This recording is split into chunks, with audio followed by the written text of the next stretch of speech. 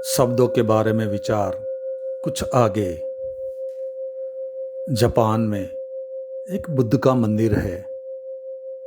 उस मंदिर में बुद्ध की कोई प्रतिमा नहीं है, बल्कि बुद्ध के हाथ का एक चित्र बना हुआ है। एक मूर्ति बनी हुई है सिर्फ हाथ की अंगुली की, और ऊपर कोने में एक चांद बना हुआ है। और बुद्ध की भी एक बहुत पुरानी घटना पर वह आधारित है। बुद्ध ने एक बार कहा था कि एक गांव में मैं गया, मैंने अपनी अंगुली उठाकर गांव के लोगों को बताया कि देखो, वह चांद है। लेकिन बहुत कम लोगों ने चांद की तरफ देखा। अधिक लोग मेरी अंगुली की तरफ देखने लगे, और तब से मुझे निरंतर यह अनुभव होता है कि जब भी कोई बताता है भगवान की तरफ तो कोई नहीं देखता। बताने वाली अंगुली को पकड़ लेता है। अंगुली में क्या रखा हुआ है,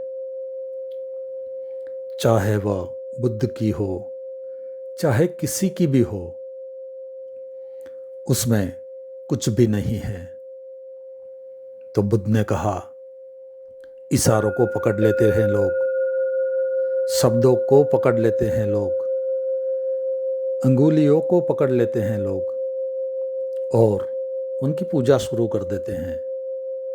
और जिस तरफ इशारा किया था उस तरफ उन्होंने कभी देखा ही नहीं, उस तरफ देखते भी नहीं। शास्त्र अंगुलियों को पकड़ने से पैदा होता है। इसीलिए जो शास्त्र बनाने वाला, उसे निर्मित करने वाला, वही शास्त्र का आग्रही है। वह यह हिम्मत नहीं कर सकता कहने की कि शास्त्र में सत्य नहीं है। वह तो हमेशा कहेगा यही सत्य है। और अगर कोई कहता हो कि नहीं है, तो आ जाए और गर्दन कटवाने के लिए तैयार हो जाए। लेकिन जो लोग सत्य को जानते हैं, वे वैसा आग्रह नहीं करते कि यही है सत्य।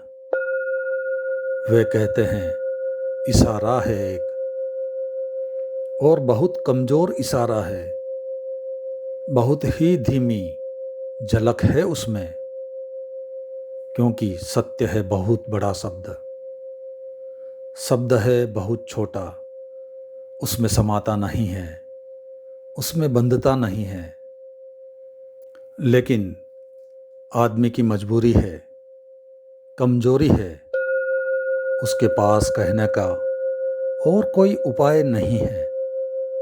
इसीलिए वो तो शब्दों का उपयोग करता है।